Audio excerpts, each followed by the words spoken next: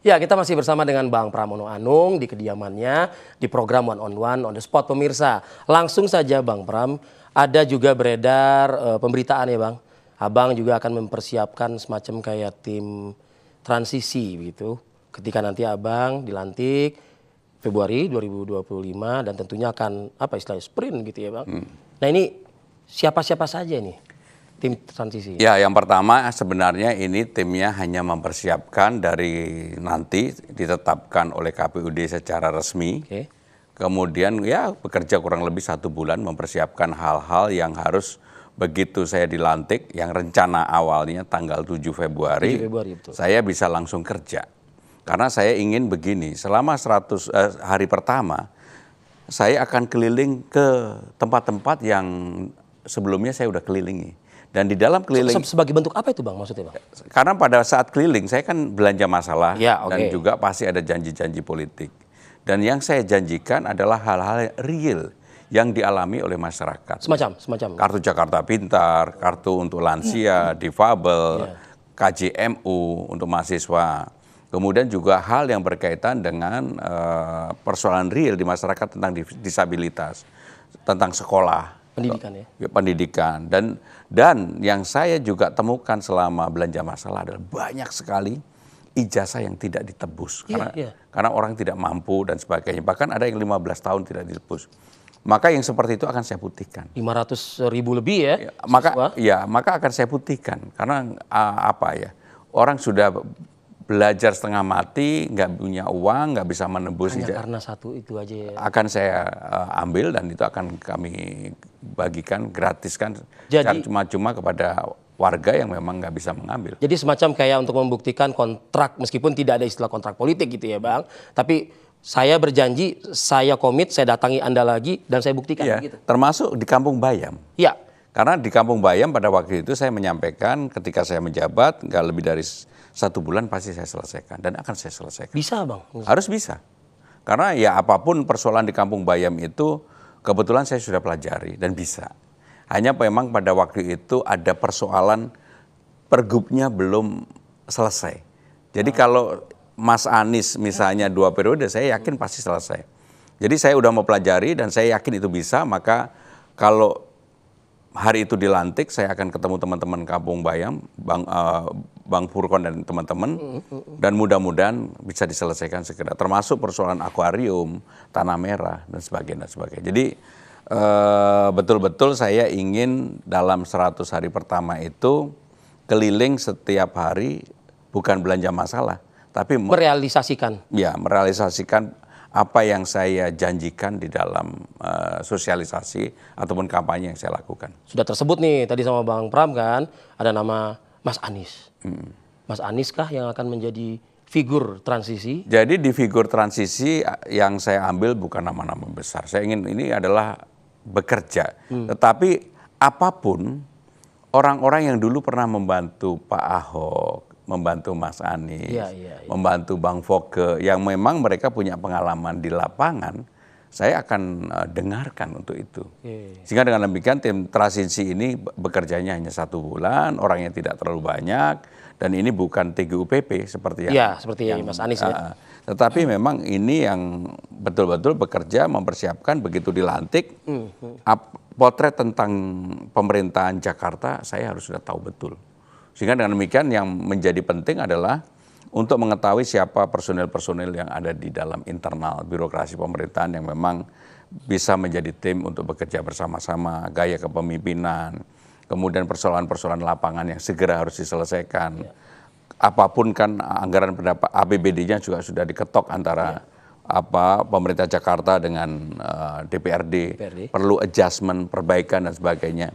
Sehingga dengan demikian saya termasuk yang ingin langsung bekerja. Termasuk juga pertemuan dengan Ketua DPRD Jakarta juga. Ya, termasuk pertemuan dengan Ketua DPRD Jakarta dan nanti saya pasti door to door saya akan temui semua fraksi-fraksi yang ada. Karena bagi saya itu penting, komunikasi itu penting. Dan yang membedakan dengan pemerintah pusat di pemerintah Jakarta ini sebenarnya kan nggak ada yang namanya oposisi, nggak ada lah.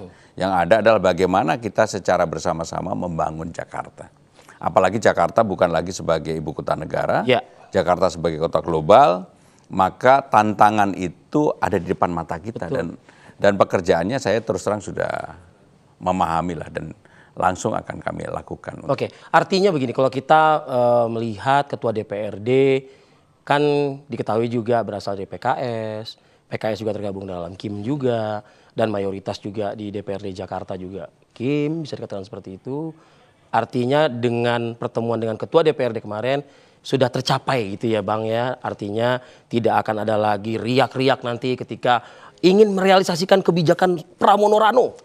Saya meyakini seluruh anggota DPRD Jakarta dan juga pemerintah Jakarta, dua-duanya pasti ingin Jakarta ini lebih baik. Baik. Sehingga dengan demikian saya tidak punya prasangka apapun. Dan saya meyakini juga mereka pasti bisa bekerja sama dengan saya. Karena selama ini saya kan secara terbuka dengan siapa aja bisa bekerja sama. Masuk-masuk aja ya Bang? Iya, dan betul-betul saya nggak ada sama sekali, termasuk kepada orang-orang yang sama sekali nggak mau mendukung saya, bahkan bicara tidak baik tentang saya nggak pernah jawab sama sekali. Oke. Dan itu memang karakter saya dari dulu. Oke. Dan secara sungguh-sungguh saya ingin mengatakan bahwa saya pasti akan mengajak semuanya bersama-sama untuk membangun Jakarta menjadi lebih baik. Begitu. Tidak mudah, tadi di awal sudah disampaikan juga oleh Bang Pram, memang menyatukan apa istilahnya, Ahokers, menyatukan anak abah begitu. Nah kita mungkin lihatlah semasa kepemimpinan Mas Anies Baswedan misalnya, yang cukup banyak dapat kritikan dari partainya Bang Pramono begitu kan.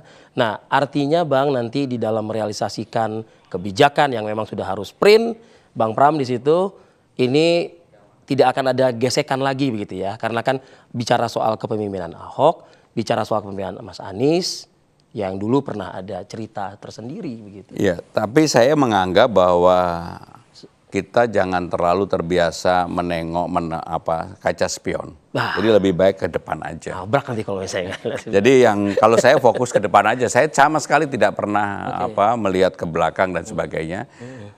Sehingga dengan demikian saya bersyukur banget, termasuk bagaimana antara Forkabi sama FBR yang begitu dari dulu mereka selalu ini. Jadi saya merasa pasti dalam waktu dekat teman-teman yang kemarin berada pada pasangan 01 atau 02, saya yakinlah pasti akan bersama-sama. Akan guyup ya. Karena kan sensitif juga kalau bicara soal misalnya Kampung Akuarium. Bicara juga soal namanya Kampung Bayam. Lalu juga kita juga sudah punya yang namanya track Formula E. Itu kan semua kan cukup banyak dapat kritikan pedas begitu ya dari. Jadi cara memandang saya melihat Jakarta dan melihat kepemimpinan seseorang yang pernah JIS juga loh Bang. Yang pernah memimpin Jakarta, saya lihat sisi baiknya. Misalnya JIS. Kritikan daripada waktu yang mengkritik adalah fraksi saya. Tetapi saya akan selesaikan. Cara menyelesaikannya bagaimana? Mumpung saya nih kan begitu. Apapun JIS ini menurut saya sebuah legacy yang ditinggalkan oleh Mas Anies. Mungkin nggak lebih dari beberapa minggu JIS yang ininya kosong, saya akan buat misalnya secara ini gambar-gambar pemain-pemain Persija yang dulu dan Persija yang sekarang. Anjas Hasmara, Iswadi Idris, Sucipto Suntoro. Kebetulan kan saya hafal para legend sama yang baru, Witan, Ricky Ridho dan sebagainya. Sehingga ketika orang lewat ini kan berputar. Oh, ada sesuatu yang baru tentang Jakarta. Keren sih. Ini yang namanya gubernur yang baru dan wakil gubernur memang gila bola, memang saya gila bola. Sehingga dengan demikian saya akan membuat itu. Jadi hal-hal inovasi itu pasti akan kami lakukan. Termasuk beberapa bus akan kami branding olahragawan yang mempunyai kontribusi yang cukup baik bagi Jakarta. Apakah itu pemain bola, pemain basket, dan olahragawan lainnya. Sehingga dengan demikian orang punya kebanggaan terhadap dirinya ketika dia punya prestasi. Dan itulah yang membuat ada hubungan kedekatan antara pemerintah dengan masyarakatnya. Dan dengan undang-undang yang baru ini, wajah Jakarta akan menjadi Betawi. Betawi yang semakin menyala gitu ya. Menyala, karena memang undang-undangnya bunyi gitu ya. Dan selama ini satu-satunya kota besar di Indonesia yang tidak punya wajah kedaerahan adalah hanya Jakarta. Karena ibu kota negara. Dan undang-undang baru yang sekarang udah ada Betawi. Walaupun saya bukan Betawi asli, saya orang Jawa lahir besar di Kediri, tetapi saya akan mewujudkan banget wajah Betawi itu nampak banget. Seperti yang kamu tadi Arif, belum aja udah berpantun gitu. Enggak, soalnya ngikutin Bang Pram juga waktu belanja masalah kok di sini pantun, di situ pantun gitu ya kan. Bang, terima kasih Bang. Abang tadi menyebut Persija Bang. Langsung saja nih di segmen ini saya mau juga minta komitmen. Kandang Persija jadi mau ditaruh di mana Bang? Ya, kandang gini, Persija itu sebenarnya bukan dimiliki oleh Pemda. Persija itu dimiliki oleh perorangan. Betul. Kebetulan pemiliknya sahabat saya. Yang menjadi kuat adalah Jackmania. Sehingga dengan demikian Persija dan Jackmania ini harus duduk bersama-sama dengan Pemda Jakarta yang nanti saya pimpin. Saya akan menawarkan, tetapi kandangnya harus Jakarta.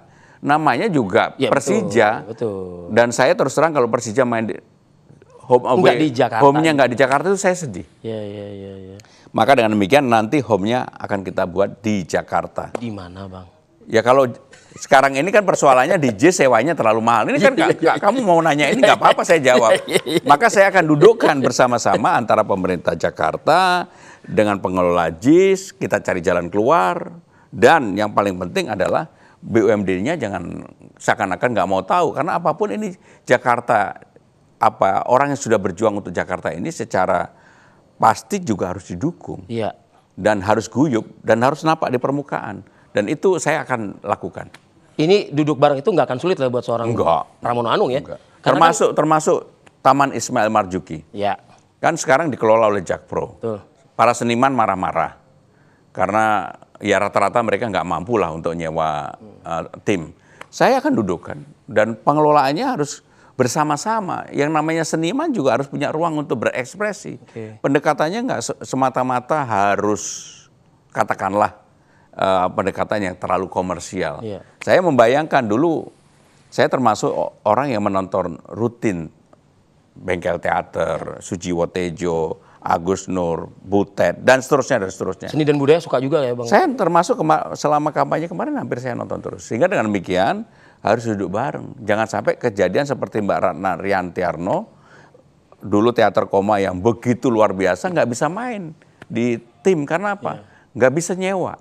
Dan ini kan menyedihkan. Padahal itu rumahnya sendiri lah. Padahal rumahnya sendiri, dulu mereka hidupnya di situ gitu. Iya. Artinya gini, kan kalau bicara soal sekarang yang memang sudah tampak lebih baik, lebih bagus lagi, lebih maju juga, tidak lepas juga dari legacy gubernur sebelumnya juga kan gitu Bang. Nah artinya kan komunikasi juga nanti dengan gubernurnya. Khawatirnya kan nanti kan tersinggung gitu loh. Oh enggak, saya secara terbuka mengatakan bahwa apa yang baik dari Mas Anies saya lanjutkan, Pak Ahok saya lanjutkan, Bang Foke, Bang Yos. Contohnya lah, Ahok apapun yang namanya kali jodoh. Ya. Menurut saya harus diteruskan dan kita perbaiki. Dan saya tidak malu untuk memperbaiki itu dan mengatakan, ini peninggalannya Pak Ahok. Termasuk JIS, nanti kami akan buat KRL-nya nggak boleh seperti sekarang ini, hanya 30 menit sekali. Sekarang harus 3-5 menit supaya mereka lewat ke arah Priok dan sebagainya. LRT-nya sudah dibangun, mudah-mudahan segera selesai. MRT-nya juga mentok Ancol ke kiri ke Marina, harus ke kanan sampai dengan Tanjung Priok. Karena itu akan menjadi area yang sangat padat. Dan itu kalau bisa dilakukan, maka problem utama kejis transportasi itu terpecahkan. Terpecahkan juga. Di Singgung Kalijodo juga prihatin sebetulnya ngelihat taman terbukanya, area skate-nya juga. Bahkan yang paling saya sedih itu juga. Arif, di Jakarta itu ada 2.552 taman yang rata-rata jam 6 sore tutup. Maka saya akan membuka taman-taman itu 24 jam yang memang bisa kita buka. Tapi nggak riskan juga Bang? Nggak apa-apa, kita buat harus aman. Dan itu menjadi, untuk keamanan kan menjadi tanggung jawab pemerintah. Oh, pasang CCTV Bang ya? Pasang CCTV, lampunya dinyalakan. Sesuai janji itu.